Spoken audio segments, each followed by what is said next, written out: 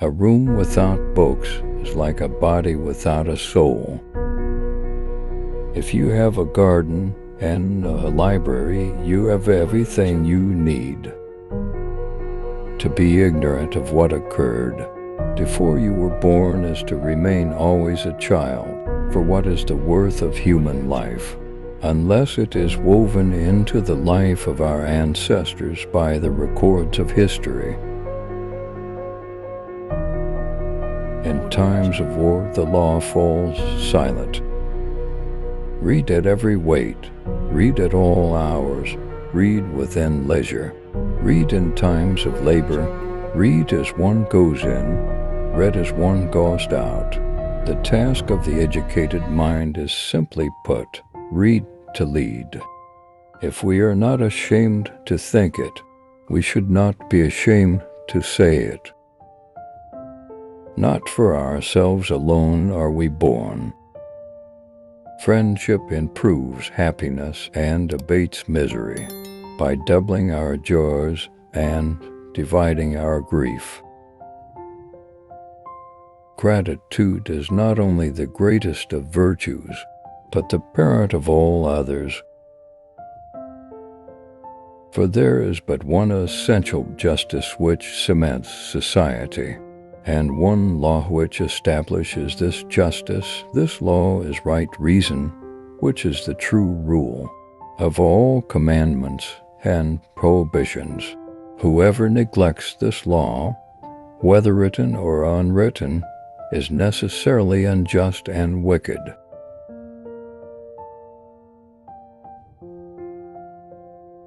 Not to know what has been transacted in former times is to be always a child, if no use is made of thelibers of past ages.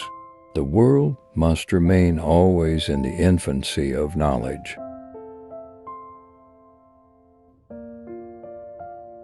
The authority of those who teach is often an obstacle to those who want to learn. The life given us by nature is short, but the memory of a well-spent life is eternal.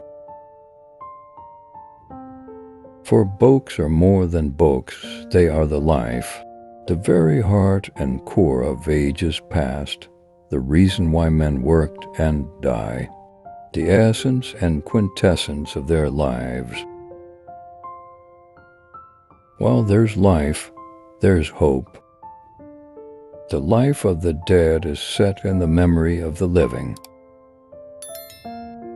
Politicians are not born, they are excreted.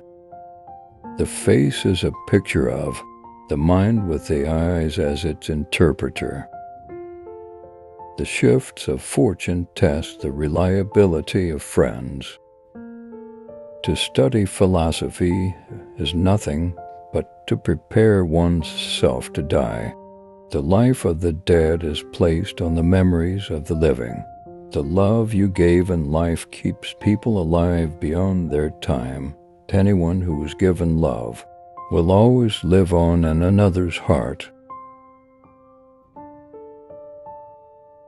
I criticize by creation, not by finding fault.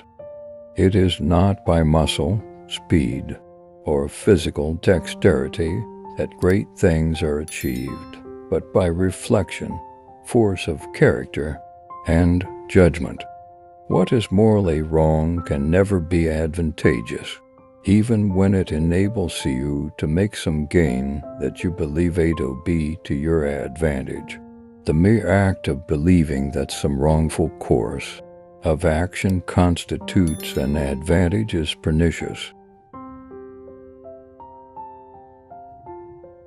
We must not say every mistake is a foolish one. Life is nothing without friendship. It is foolish to tear one's hair in grief, as though sorrow would be made less by boldness.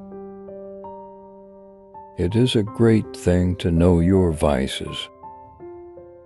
I am not ashamed to confess I am ignorant of what I do not know.